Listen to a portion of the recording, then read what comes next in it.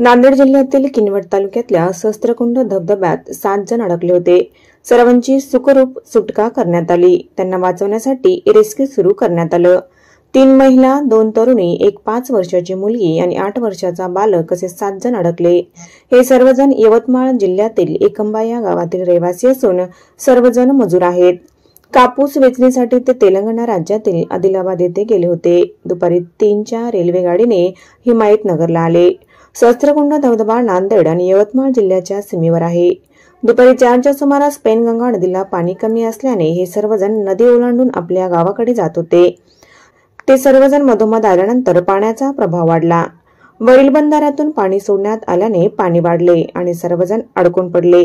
भोई लोकांच्या माध्यमातून त्यांचं बचाव कार्य करण्यात आले। सर्वांना सुखरूप बाहेर काढण्यात आले। दरम्यान महिला अडकल्याने बंधाऱ्यातून सोडण्यात आलेले पाणी बंद करण्यात आले। त्यामुळे नदीला पाणी कमी होऊन बचाव कार्यात मदत झाली।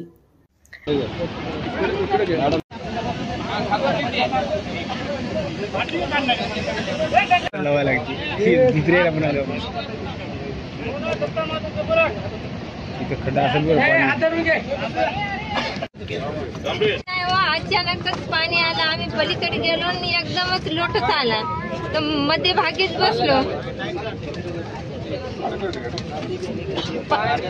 हो, सगळे चांगले